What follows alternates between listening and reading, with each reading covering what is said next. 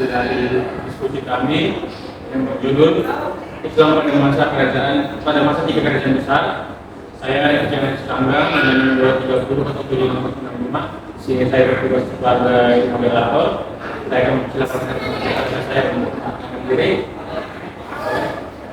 Baik, perkenalkan saya Muhammad Kristian dulu dengan 230 bersama. Baik, terima kasih. Perkenalkan nama saya Max Putih dengan akhirnya 005. Saya sudah melakukan dengan menceritakan masyarakat saya. Saya bilang istilah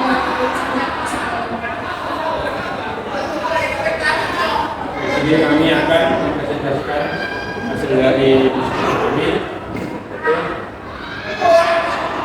Dimulai dari saya. Pertama, sejarah berdirinya kerajaan Safawi Persia. Kerajaan ini berasal dari sebuah gerakan tarekat yang berdiri di Ardabil, sebuah kota yang terletak di Azerbaijan. Tarekat ini diberi nama tarekat Safawiyah yang berasal dari nama pendirinya yakni Safi al-Din, dan nama Safawi terus dipertahankan sampai tarekat ini berubah menjadi gerakan politik. Safi al-Din al-Ardibili adalah keturunan dari Imam Syiah yang ketujuh, yaitu Musa al-Khalil. Oleh karena itu dia masuk keturunan dari Rasulullah dan garis putrinya Siti Fatimah. Kerajaan Safawi secara resmi berdiri di Persia pada tahun 1501 atau pada tahun 907 Hijriah ketika Syah Ismail memproklamasikan dirinya sebagai raja atau Syah di Tabriz. Demikian pendapat dari Syekh Waswad dan menjadikan Syiah Itsana Asyariyah sebagai ideologi negara. Namun peristiwa sejarah yang penting ini tidak berdiri sendiri. Peristiwa itu berkaitan dengan peristiwa-peristiwa sebelumnya yang rentang waktu yang cukup panjang, ini selama kurang lebih 2 abad. Pertama, asal-usul perkembangan kerajaan awal Safawi. Sejak Safi al-Din mulai memimpin tarekat Safawiyah sampai kepada Syah Ismail memproklamasikan berdirinya kerajaan Safawi pada tahun 1501, tarekat Safawi mengalami 2 fase dalam perjuangannya. Yang pertama pada tahun 1301 sampai 1407 Masehi. Gerakan Safawi masih murni gerakan keagamaan atau kultural dengan tarekat Safawiyah sebagai sarana.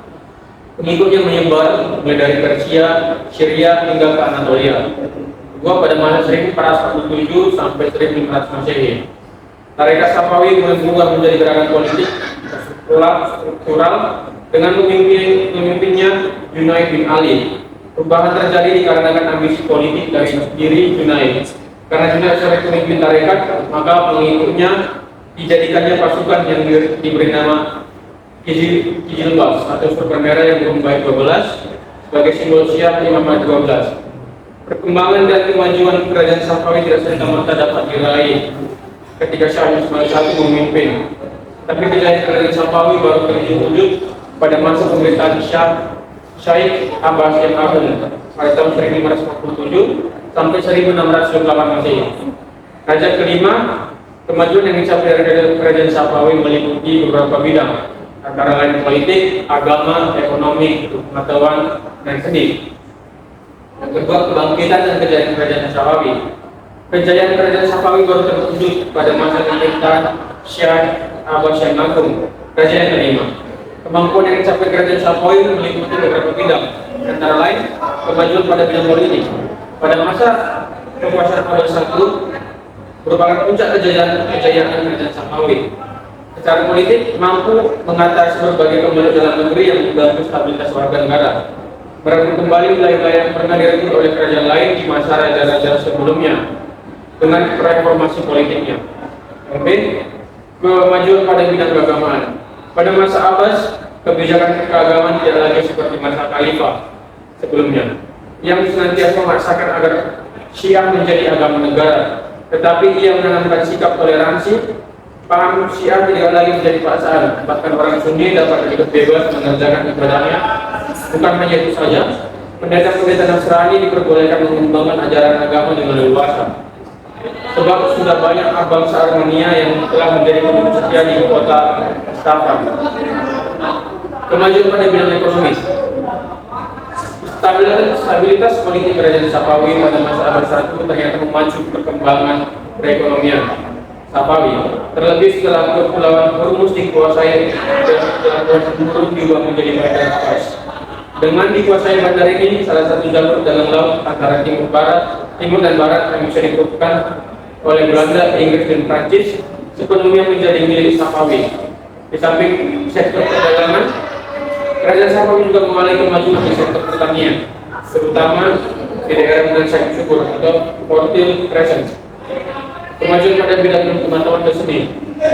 Pada masa ini muncul beberapa filsuf, antara lain Aristoteles, Al-Farabi, Mirdabat alias Muhammad Bagir pada tahun 1631 dan mereka juga menulis buku filsafat dalam dua bahasa yaitu Arab dan Persia. Di antara yang terkenal adalah Kabasa dan Takisat. Adapun di bidang seni, kemajuan dalam bidang seni arsitektur ditandai dengan berdirinya sejumlah bangunan megah, pemerintah Islam sebagai kota kerajaan. Sejumlah masjid, sekolah, rumah sakit, jembatan yang memanjang di atas Jendela dan Istana Cili Sutun. Baik, selanjutnya saya silakan mendengarkannya. Baik, terima kasih moderator. Di sini saya akan membacakan materi yang pertama ada kemunduran kerajaan Safawi. Seiring dengan perjalanan waktu, kerajaan Safawi lama-kelamaan mengalami masa-masa kemunduran yang disebabkan antara lain yang pertama, adanya konflik yang berkepanjangan dengan kerajaan Utsmani. Berdirinya kerajaan Safawi yang bermadhab Syiah merupakan ancaman bagi kerajaan Utsmani, sehingga tidak pernah ada perdamaian antara dua kerajaan besar ini. Yang kedua, terjadinya dekadensi moral yang melanda sebagian pemimpin kerajaan Safawi. Raja Sulaiman yang tercandu narkotika dan menyenangi kehidupan halal selama 7 tahun tidak pernah sekalipun menyempatkan diri menangani pemerintahan. Begitu pula dengan Sultan Musyrik. Yang ketiga, pasukan ulama atau yang disebut dengan budak-budak yang dibentuk Abbas pertama ternyata tidak memiliki semangat perjuangan yang tinggi seperti semangat Isyilbas. Hal ini dikarenakan mereka tidak memiliki ketahanan mental karena tidak dipersiapkan secara rohani dan tidak memiliki bakat rohani. Yang keempat, sering terjadi konflik dalam bentuk perebutan kekuasaan di kalangan keluarga istana. Krisis abad ke-18 mengantarkan kepada berakhirnya sejarah Iran pra-modern. Materi yang kedua, sejarah berdirinya kerajaan Turki Utsmani. Kerajaan Utsman Turki merupakan kerajaan yang berdiri pada tahun 1282 Masehi sampai 1929 Masehi. Kerajaan Utsmani Turki berasal dari keturunan Utsman bin Shauji ibn Abdullah bin Sulaiman Syahid Ya'al. Kerana tersa berdirinya kerajaan Utsmani Turki adalah bangsa Turki yang berasal dari kabilah August yang merupakan suku Nomanik yang hidup dan tinggal di daerah Mongol dan daerah utara Cina. Selama 3 abad lamanya, suku August hidup berpindah-pindah ke Turkistan, kemudian ke Persia dan Irak. Mereka baru masuk Islam sekitar abad ke-10 Masehi ketika mereka menetap di Asia Tengah. Kehidupan mereka yang selalu di bawah bayang-bayang tekanan bangsa Mongol membuat mereka melarikan diri ke daerah barat untuk mencari tempat pengungsian. Di tengah saudara-saudara mereka, orang Turki Saljuk di dataran tinggi Asia Kecil pada abad ke-13 Masehi. Materi yang terakhir, asal-usul perkembangan awal kerajaan Utsman Turki. Kerajaan Sultan Utsman merupakan tokoh pendiri kerajaan Utsmani Turki. Ia merupakan pendiri sekaligus sultan pertama. Utsman memerintah mulai dari tahun 1290 sampai 1326 Masehi. Pada masa pemerintahan Sultan Utsman berhasil menguasai benteng-benteng Byzantium. Kesuksesannya tersebut akibat bantuan dan kerjasama dari Sultan Aladin II. Pada tahun 1300 Masehi, kerajaan Utsmani Turki yang beraliansi dengan Sultan Aladin II diserang oleh bangsa Mongol dan pada pertempuran tersebut Sultan Aladin meninggal dunia. Setelah kematian Sultan Aladin, Sultan Utsman pertama kemudian menyatakan kemerdekaannya dan berkuasa penuh atas wilayah kerajaan Sultan Aladin. Utsman pertama meninggal dunia pada tahun 1326 Masehi. Sultan Turki Utsman digantikan oleh Orkan yang berdiri pada tahun 1326 Masehi sampai 1359 Masehi. Hal-hal yang dilakukan oleh Orkan yaitu yang pertama, menaklukkan Azmir pada tahun 1327 Masehi, yang kedua menaklukkan Tawasyani pada tahun 1330 Masehi, Yang ketiga, menaklukkan Iskandar pada tahun 1338 Masehi. Yang keempat, menaklukkan Ankara pada tahun 1354 Masehi. Dan yang terakhir, menaklukkan Joligoli pada tahun 1356 Masehi. Terima kasih, saya lanjutkan kepada teman saya.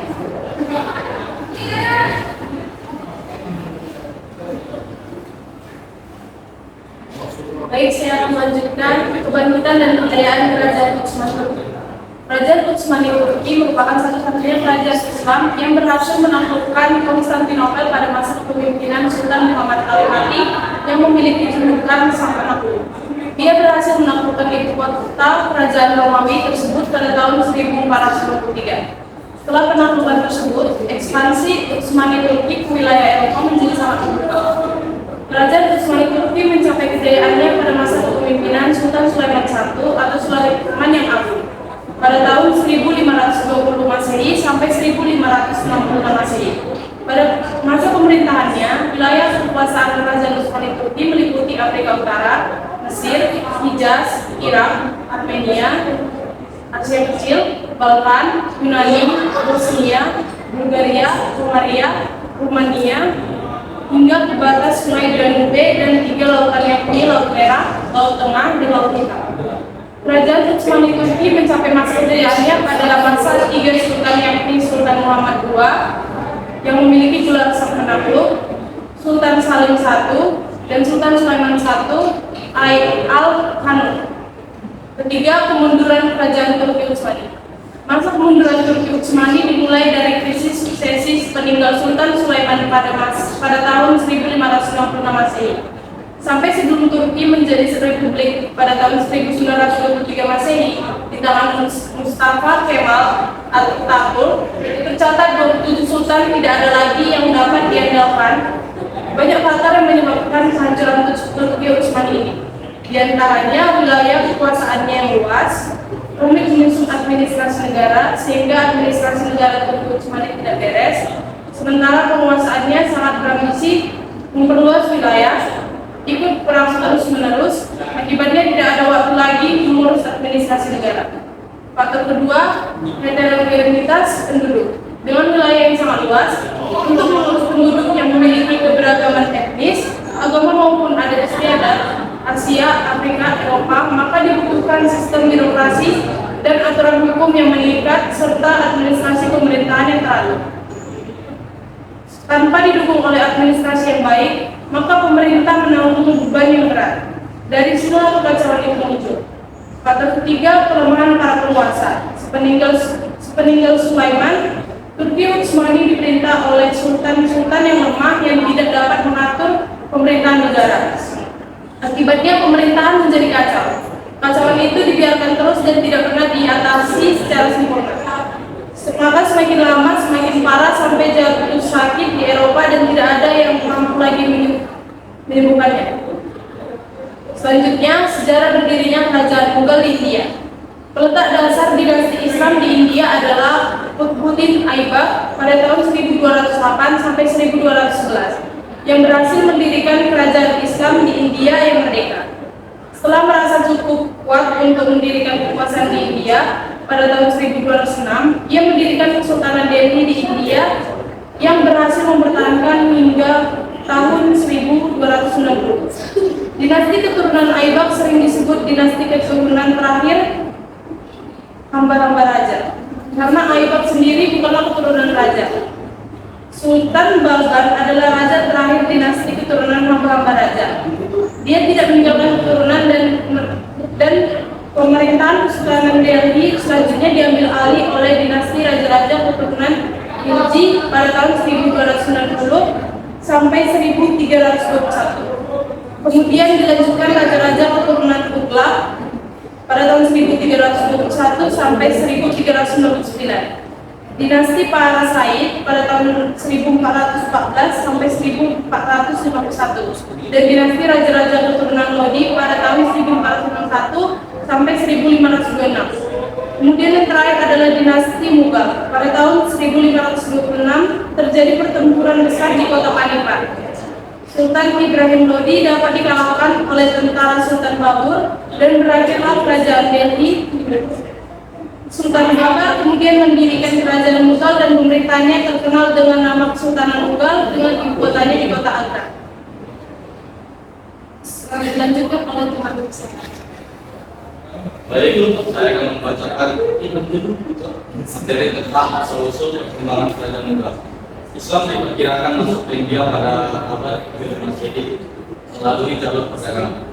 Sejarah mencatat sejumlah penguasa Islam yang pernah berkuasa di wilayah Tengah Timur. Salah satunya adalah Kesultanan Delhi pada tahun 1206 hingga 1550. Pada masa Kesultanan Delhi, ini tercatat ada beberapa dinasti yang berkuasa dan salah satunya adalah dinasti Lodi pada tahun 1451 hingga 1526. Penguasa terakhir dinasti Lodi, Bidadari Lodi, tidak dapat mempertahankan kekuasaannya dari berbagai pemberontakan dan pemberontakan. Penguasa kabur saat itu berhasil menghentikan dan menyelesaikan kehidupan dalam dinasti Lodi. Sehingga pada 1526 dia berhasil menegakkan dinasti Mughal atau Mughul di tanah Tengah India. Dinasti ini berkuasa dari abad ke-16 hingga abad ke-19. Selanjutnya, kebangkitan dan kejayaan kerajaan Mughal India. Kerajaan Mughal merupakan salah satu kerajaan Islam terkemuka yang pernah berkuasa di wilayah India. Pendiri kerajaan Mughal adalah Zaharuddin Muhammad Babur, seorang keturunan Genghis Khan dan dari Timur Leng. Pada tahun 1526, dia berhasil mengalahkan Sultan Bidadari Lodi di pertempuran Panipat dan menjadikan awal berdirinya kerajaan Mughal.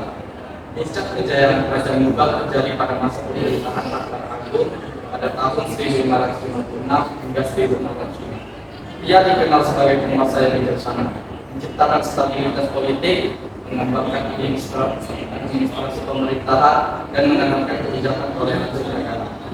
Pada masa Jahangir 1605 hingga 1627 dan setelah pada tahun 1628 hingga 1650, kerajaan Mughal mencapai puncak kemakmuran ekonomi dan kegemilangan arsitektur seperti dibangunnya Taj Mahal sebagai monumen cinta abadi kerajaan Mughal menguasai wilayah dan sangat luas. Mencapai seluruh wilayah India saat ini, Pakistan, Bangladesh, dan sebagian Afghanistan. Kerajaan Mughal menjadi pusat perkembangan kebudayaan, seni sastra, musik, dan arsitektur yang memadukan unsur-unsur budaya India, Persia, dan Islam. Sekian dari materi saya. Materi selanjutnya akan berkaitan dengan saya. Dan kemunduran kerajaan Mughal.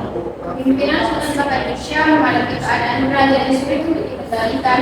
Beberapa pemberontak membayangkan eksistensi Mughal, termasuk pemberontakan kaum Sikh sebagai kelompok agama baru yang merupakan sinkretisme Hindu dan Islam. Secara politik, sampai dengan keruntuhannya, Kesultanan Mughal tinggal berusaha mempertahankan eksistensinya. Para sultan yang berkuasa tidak mampu menyatukan kerajaan-kerajaan, berusaha untuk melepaskan diri dari kekuasaan Mughal. Konflik keluarga kerajaan terus memperlemah kekuasaan dan mendorong gerakan desintegrasi terus berjalan. Peninggalan Sultan Bahadur Shah 1512 terjadi perubahan kekuasaan oleh 4 putranya. Jalandhar Shah berhasil naik tahta kerajaan selama 11 bulan. Karena pada tahun 1713 ia dibunuh keponakannya bernama Mukhtar yang kemudian berhasil naik tahta hingga tahun 1719. Para sultan yang memerintah sampai dengan tahun 1791 adalah Sultan Muhammad Shah, Ahmad Shah, dan Alamgir II. Sementara kerajaan-kerajaan merdeka terus berdiri sini seperti masyarakat. Kesimpulan, kemunculan tiga kerajaan besar Islam berlangsung pada periode pertengahan. Mulai babak baru perkembangan pengaruh umat Islam dalam sejarah dunia. Dimulai dari sejarah berdirinya kerajaan Safawi yang didirikan oleh Sultan Safir al-Din pada tahun 1501 hingga pada masa kejayaan kerajaan Safawi berlangsung pada mulai dari masa pemerintahan Sultan Abbas I yang berhasil mengembangkan kerajaan Safawi pada bidang politik, agama, ekonomi, dan ilmu pengetahuan seni. Berdirinya kerajaan Utsmani Turki tidak terlepas dari berdirinya ini Sultan Utsmani I. Pada masa Sultan Utsmani kerajaan Utsmani Turki berhasil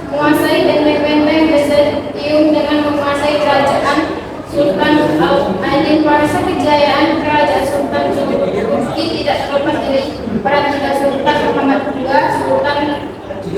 Sultan Salim I dan Sultan Sulaiman Al-Mamun. Ketiga, Sultan Muhammad I ini memberikan pengaruh dan perkembangan besar untuk kemajuan kerajaan Utsmani Turki dan perkembangan umat Islam hingga saat ini. Siapa yang menduga bahwa dia dapat berdiri kerajaan Islam yang besar yang memiliki pengaruh kuat dalam cara perpolitikan kerajaan-kerajaan di dunia.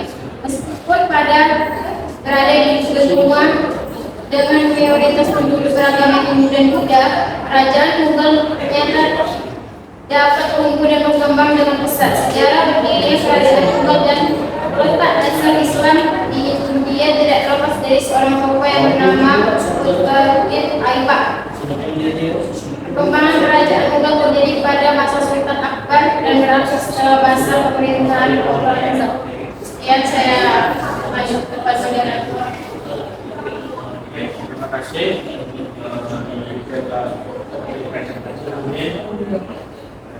Baik, apabila tidak kata dari kami, saya sebagai perwakilan Islam ini mengucapkan maaf dan terima kasih atas waktu dan kesempatan. Terima kasih.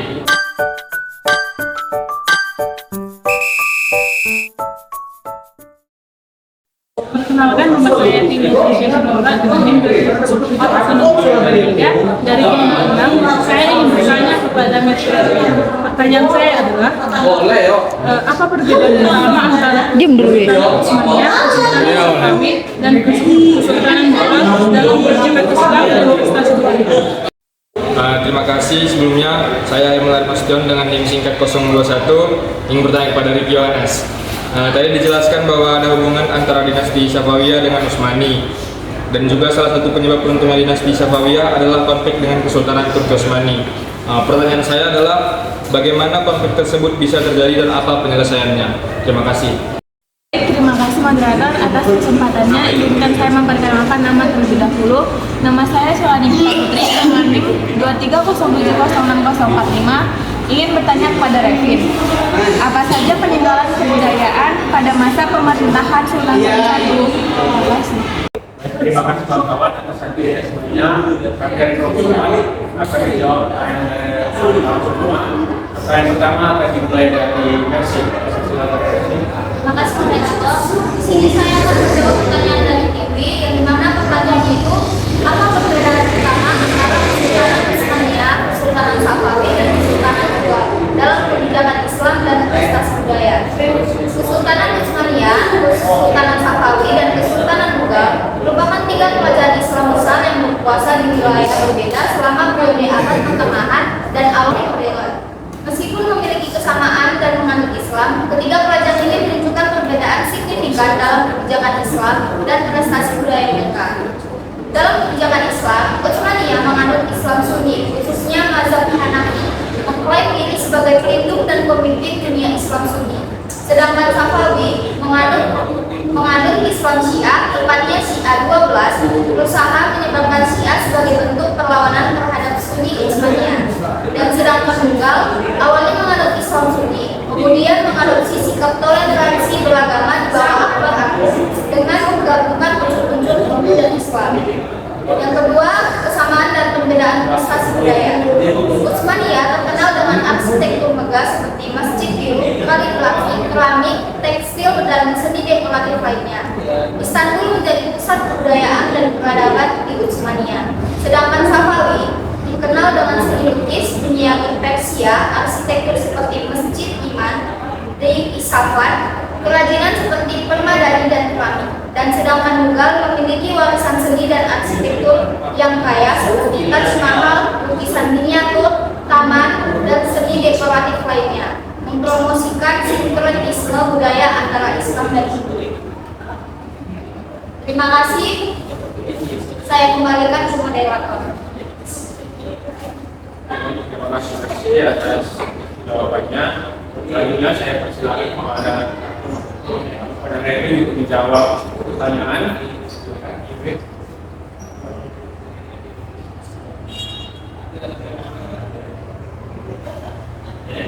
Baik, Saya menjawab dengan dari siapa? Apa saja peninggalan kebudayaan pada masa pemerintahan Sultan Salim I? Pada masa pemerintahan Sultan Salim I ada beberapa peninggalan yang penting, Masjid Sulaimaniyah Istanbul, satu pada masjid yang berkembang serta seni kaligrafi yang menjadi ciri khas di Jepang pada masa itu. Baik, saya kembalikan kepada Pertanyaan selanjutnya akan dijawab oleh saya. Pertanyaan tersebut dari Hilman Arifin. Pertanyaannya adalah, tadi dijelaskan bahwa ada hubungan antara dinasti Safawiyah dengan Kesultanan Utsmani, dan juga salah satu penyebab tentunya dinasti Safawiyah adalah konflik dengan Kesultanan Utsmani. Baik, bertanya bagaimana konflik tersebut bisa terjadi dan apa penyebabnya. Oke, penyebab terjadinya konflik antara kerajaan Safawi dengan Kesultanan Utsmani adalah karena perbedaan ideologi atau aliran dalam agama. Kerajaan Safawi yang beraliran Syiah keinginan untuk menyebarkan ideologi Syiah ke wilayah Kesultanan Utsmani. Namun Kesultanan Utsmani menginginkan pertahanan untuk mempertahankan ideologi budaya yang ingin dikuasai oleh kerajaan Safawi. Kerajaan Safawi juga ingin merebut wilayah Asia Kecil dan jalur perdagangan Islam Hormuz. Namun Kesultanan Utsmani berhasil ingin mempertahankan wilayah tersebut. Ketika perang antara Safawi dan Utsmani terjadi, perang tersebut digunakan oleh Kesultanan Utsmani. Lalu untuk penyelesaiannya adalah pada abad ke-18 terjadi negosiasi damai antara Persia dan Utsmani. Negosiasi tersebut melahirkan konsep umat Muslim yang dapat hidup berdampingan dengan damai hingga saat ini.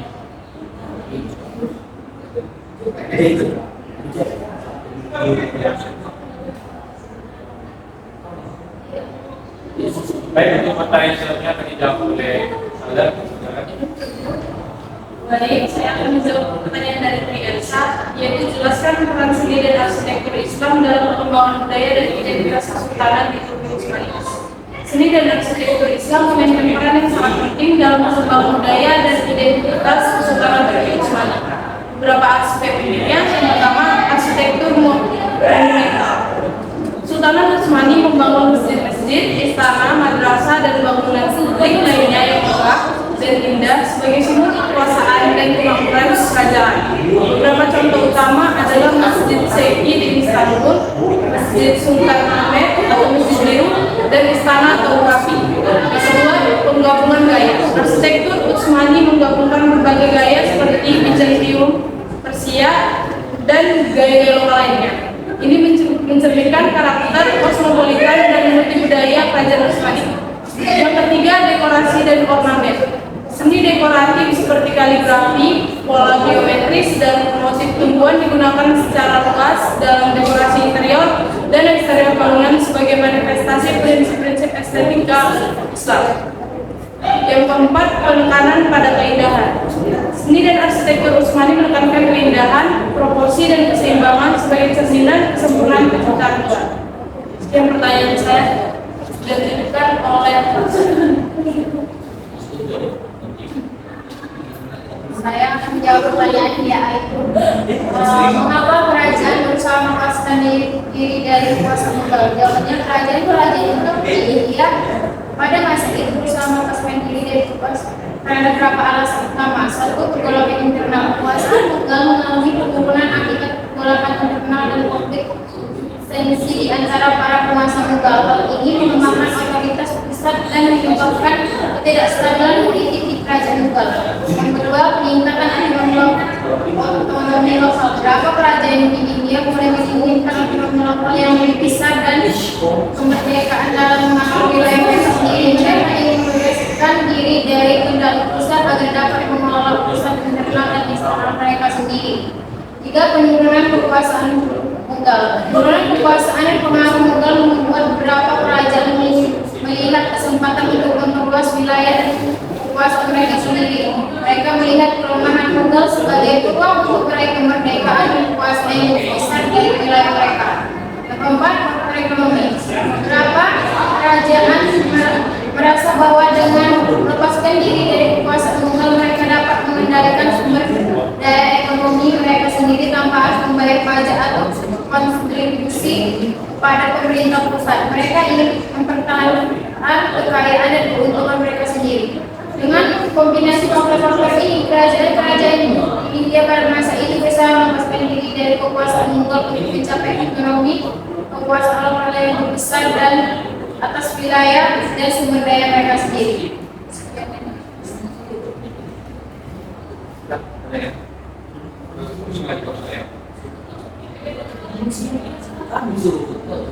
Baik teman-teman, sekian hasil dari presentasi kami dari jawaban yang telah kami berikan teman-teman. Kami mohon maaf apabila terdapat kesalahan kata dan tindakan kami. Saya mengucapkan dari kelompok terima kasih atas segala apresiasi dan penonton dari teman-teman. Sekian dan terima kasih.